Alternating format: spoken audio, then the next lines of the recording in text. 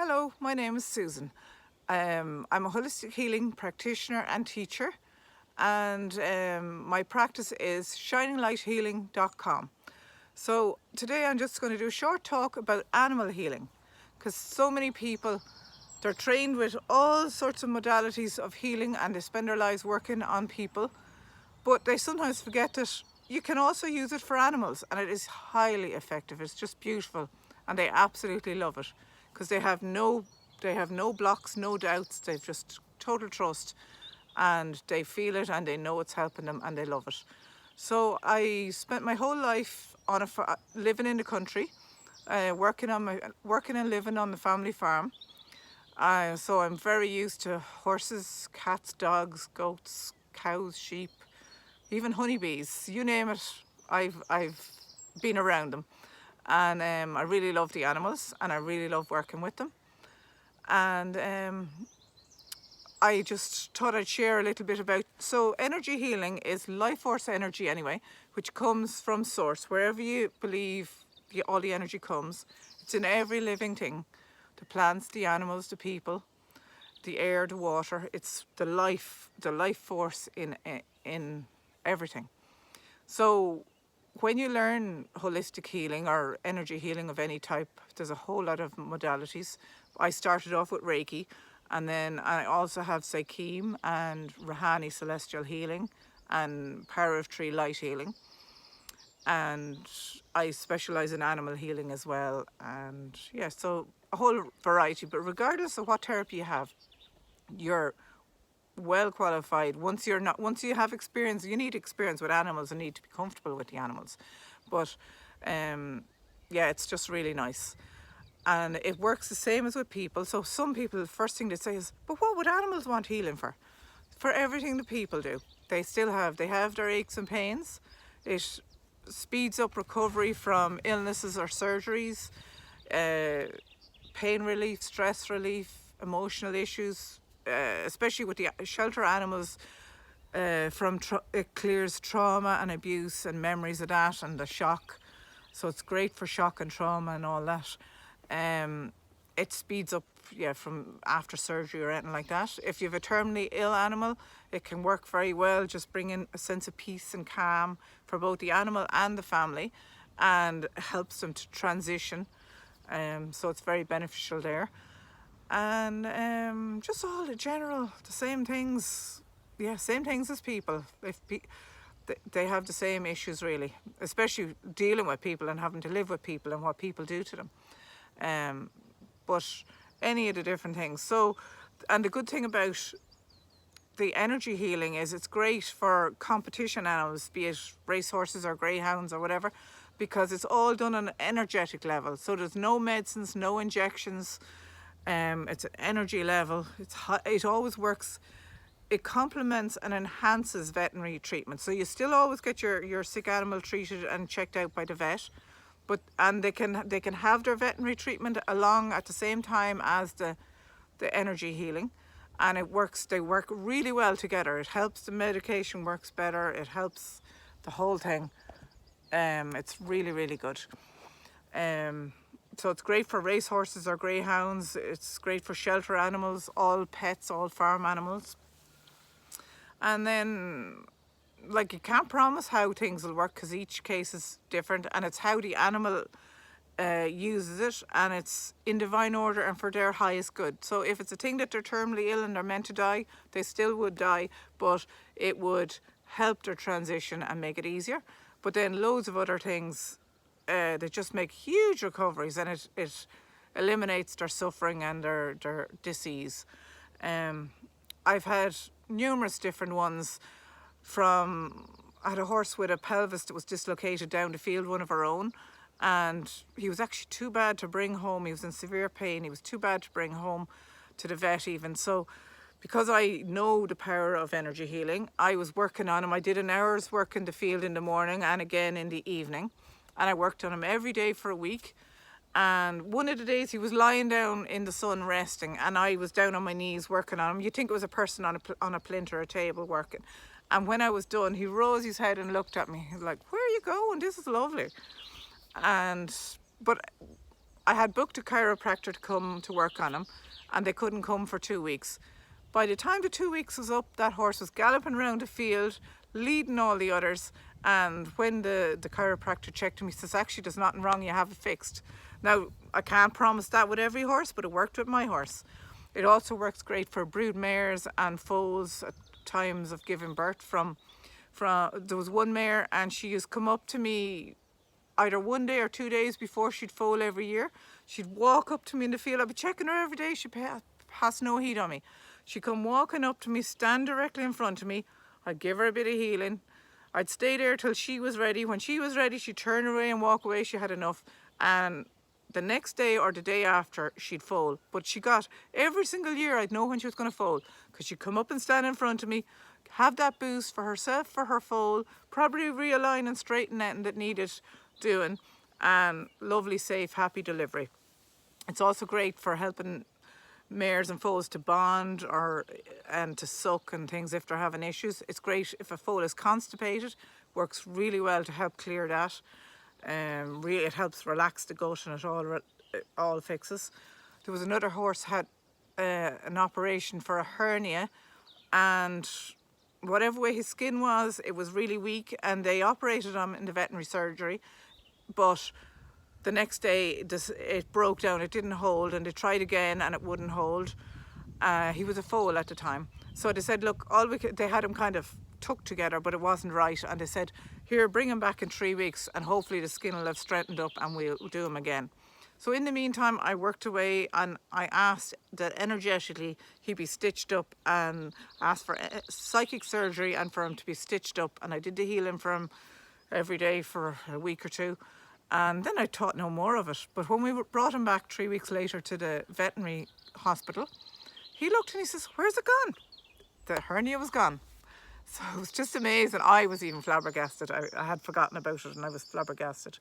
There was a dog as well. A lady brought me a dog who had emphysema, which like the people with the smoke, and his lungs were really, really bad. I was kneeling on the floor working away on him anyway, with the energy healing. And next thing, he just moved my arm. I had my hands at his chest. He moved my arm slightly with his paw, and I thought, okay, do you want me somewhere else? I work somewhere else, and no, he didn't want that. And I go back to the lungs, and he moved my hand again. This happened 3 times. And then I says, I wonder, do you want me to massage your chest? So I kept channeling the energy, but also massaging his chest, very gently massaging his chest area. And he loved it. He was really happy anyway.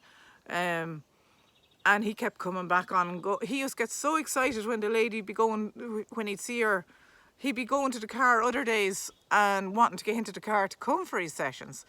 But lo and behold, the amazing thing was my aunt had emphysema, and a week later she was telling a family member that she had been sent to the hospital and she was having to have massage on her chest for her emphysema, because it was supposed to be really good for emphysema, for shifting the phlegm and all the rest. I couldn't believe it. Talk about confirmation. The dog had shown me it needed a massage, and I got the message through my aunt. Yeah, it's really good. So, wow again. Then there was a queen bee, and because I keep a few hives of bees, and one of her legs was she stopped laying, and I looked at her and I saw that one of her legs was a bit injured. She was dragging it a bit, so it was hurting her and she wasn't able to lay eggs. Normally people squish them, but I thought no, I was new to bees, and I put her in a nucleus box, a 6-framed small box with a few bees, so it's like a split, and let her own hive hatch a new queen.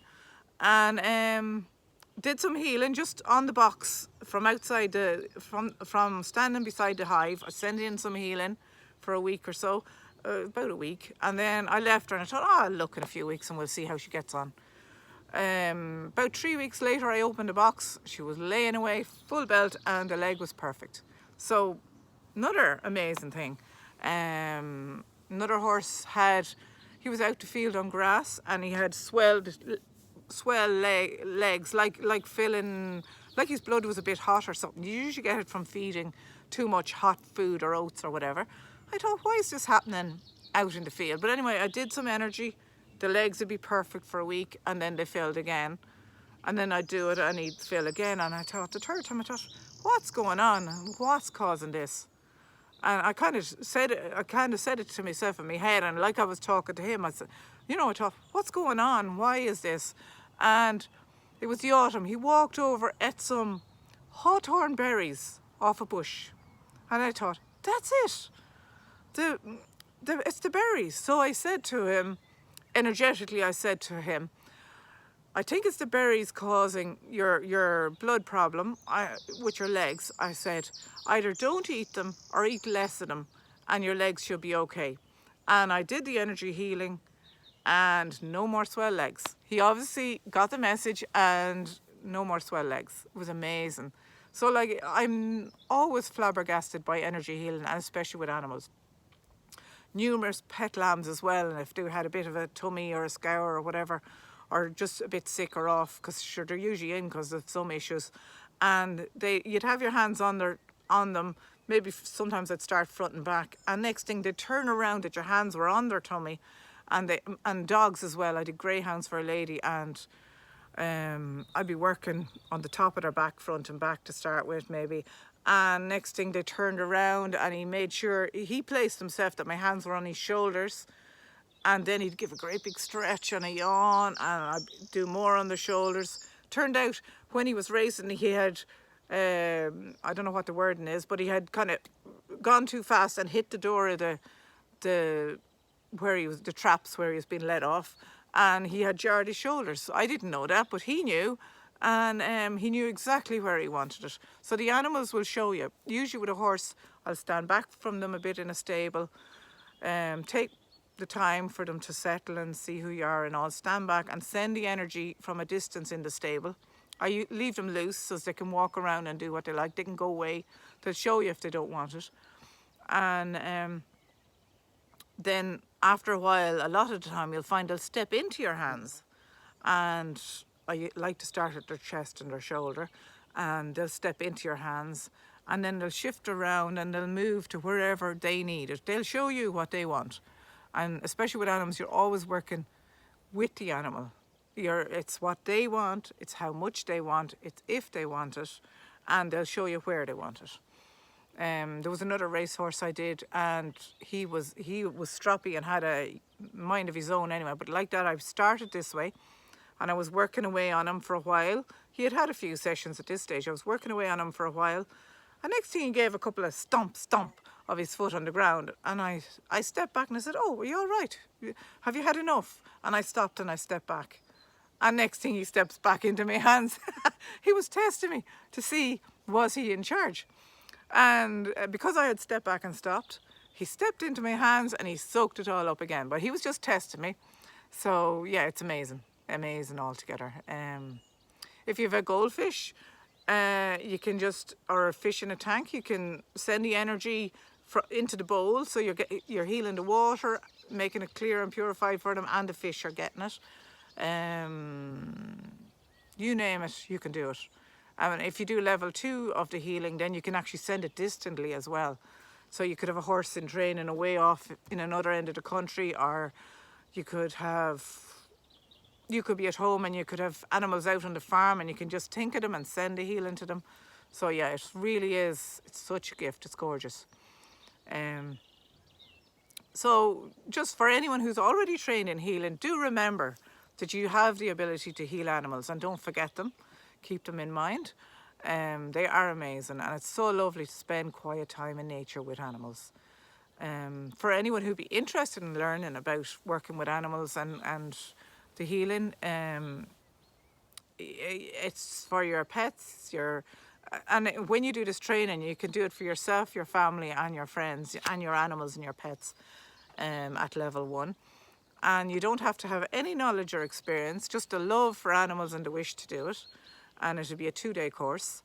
And on the second day, we actually go out to an animal shelter and we actually work hands-on with the animals, and you're seeing it working and you're getting the experience, and it's gorgeous. And it's also lovely to be given back to the shelter and to the animals. So it's a really lovely day. So if you're interested in any of these courses, or if you want to learn more about animal healing, or even if you want to chat about anything, be sure and get in touch with me. So my name is Susan Kidd, shininglighealing.com, and my email is suskidd@yahoo.ie. So I really would love to hear from you. I also can do distant healing, where you can send ideally a picture of the animal, and I'd get the details from you as well of what the issues are, and I can send healing distantly that way. It works really well. There was actually a foal with joint ill one time. I never even saw him. This person, I knew them and I knew the breeding of the horse, and I sent it that way without either hair or picture, and the vets were going to give up on the foal and nearly put him down, and I started doing the distant healing, never saw the animal but did it distantly for a number of weeks, and he made a full recovery. And when he was a three-year-old, he passed the vet with a clean sound cert at the sales, so that was fantastic. So anyway, yeah, I'm open to miracles. Amazing things happen every day, and I just love it. So thank you so much for joining me. Do take care, have a lovely day, and I look forward to hearing from you. Goodbye.